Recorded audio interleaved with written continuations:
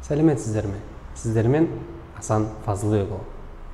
Мен өз каналымда сіздерге химияны оңай әрі түсінікті түрде жеткізетін боламын.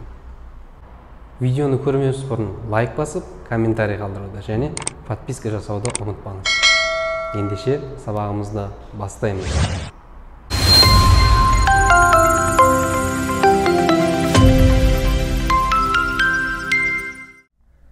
Бүгінгі сабағымызда біз химиялық байланыстың түрлеріне тоқталатын боламыз. Химиялық байланыс дегеніміз элемент атомдарының өзара қосылуынан пайда болатын байланыстың түрлері. Оның негізгі төрт түрі бар. Бірінші, ковалентті байланыс.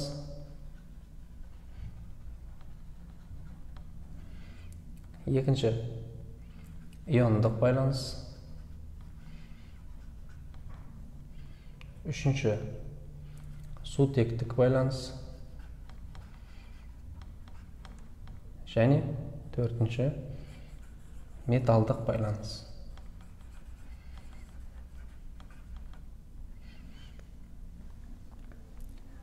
Ковалентті байланыстың өзі екіге бөлінеді. Біріншісі ковалентті полюссіз, екіншісі ковалентті полюсті. Ковалентті полюссіз байланыс элементтің бірдей атомдар арасында түзіледі. Ондай элементтерге екі индексімен жазылатын барлық элементтер жатады.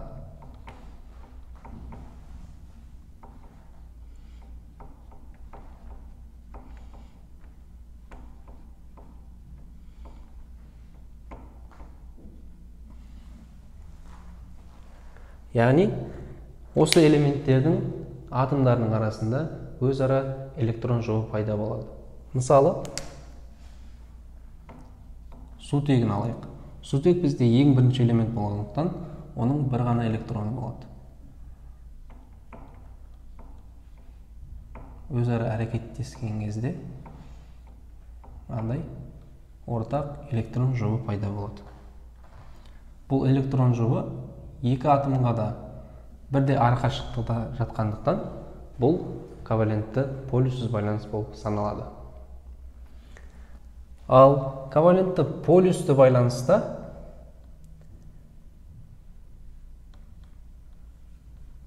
мынадай электрон жұптары түзіледі. Мысалы, сутек пен хлордың электрондары арасында болсын. Сутек бір электронымен, ал хлорда 7 электрон болады. Өйткені хлор 7-ші топта тұрған элемент. Дәл осылай хлор мен сутекке ортақ электрон жұбы пайда болады. Бұл электрон жұбы хлорға жақынырақ болғандықтан, бұл ковалентті полюсті байланыс болып саналады. Ал иондық байланыс зарядталған иондар арасында жүреді. Мысалы,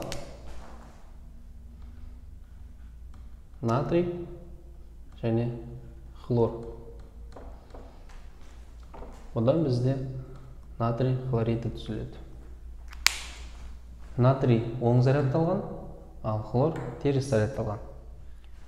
Ал сутектік байланысқа бізде сутекпен бірге фтор, хлор, оттек, азот, күкірт сияқты электр терістілігі жоғары элемент атомдарының арасында пайда болатын байланыс жатады.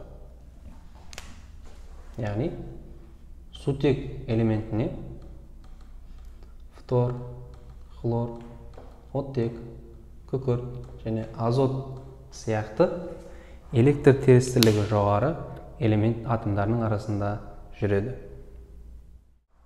Ал металдық байланысқа барлық S, D, F металдары және кейбір P элемент металдары жатады.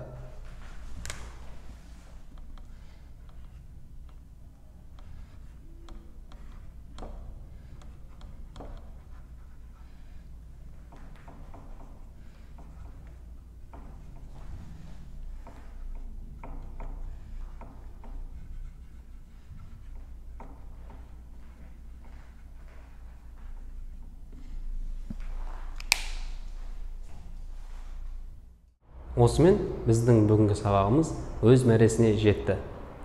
Егер видео ұнаған болса, лайк басып, комментарий қалдыруды және подписка жасауды ұмытпаңыз. Сіздермен бірге болған мен Асан Фазылбекұлы. Келесі сабақта кездескенше.